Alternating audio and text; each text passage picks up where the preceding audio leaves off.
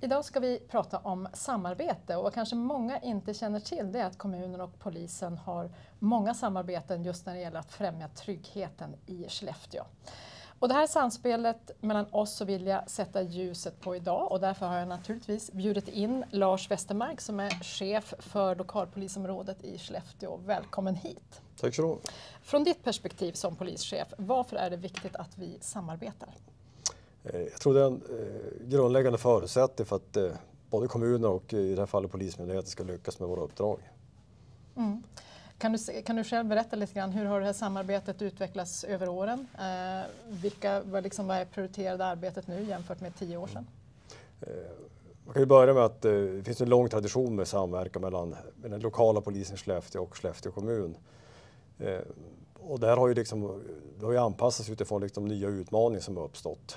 Och nu tittar vi främst på lite fler nya områden att samverka kring och inte bara med traditionella runt skola och socialtjänst.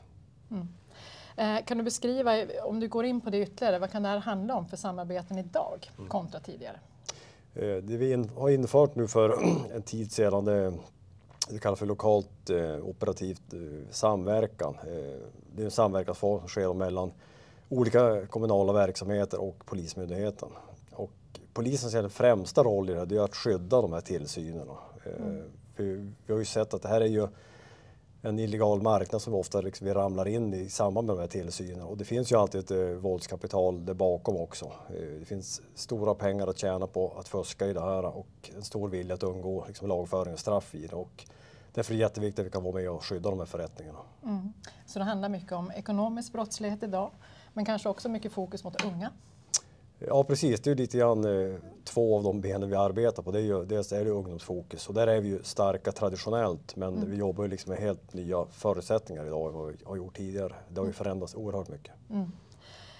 Det finns ju också ett samarbete, egentligen det här med det här upprätthålla tryggheten. Vi brukar ju gärna lyfta fram att Skellefteå är en trygg stad och en trygg kommun att leva och bo i. Har det här förändrats på något sätt på senare år när Skellefteå har genomgått den här stora omvandlingen? Jag ska säga, i en objektiv mening så är det fortfarande en fantastiskt trygg stad att leva och bo och verka i. Däremot kan ju alltid bilderna, känslan av att det är mindre tryggt, den måste jag ha respekt och jobba med.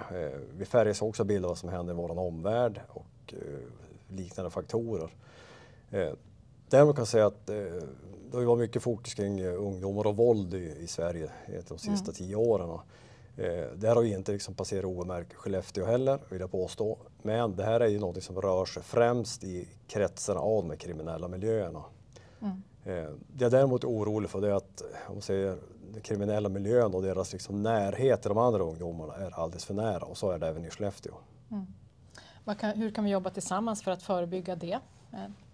Jag tror jättemycket på det här att förstå hur den här kriminaliteten, hur den uppträder och hur den förändras hela tiden. Är det myndigheterna och rättsväsendet framgångsrika i ett ögonblick, så har det ändrat sig till dagen 2. Det kommer kräva ett helt annat mindset hur vi samarbetar. Vi måste förstå själva problemen och utmaningarna hela tiden och vara snabbfotade i allt det vi gör. Och vi kommer att behöva vara närmare både som kommun och polis, men kanske också med näringslivet. Ja, vi måste egentligen mobilisera hela samhället.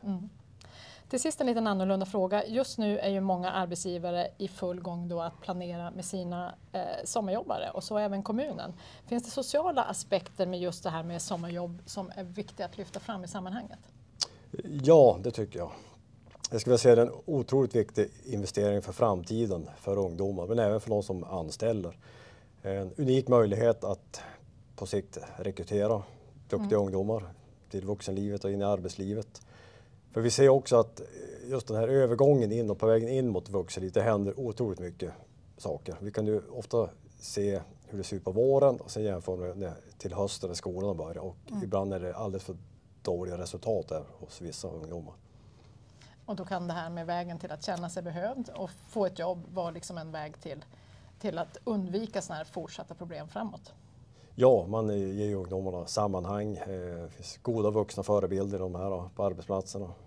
Så det är en jätteviktig investering. Annat du vill lyfta fram kring vårt samarbete? Jag tror att det finns stora ambitioner för att samarbeta i det här. För alla vill ju väl med det här. Och jag tror att vi kommer att se vissa framgångar i det där också. Tänker jag också, för målbilden är att Skellefteå ska fortsätta att vara en trygg stad.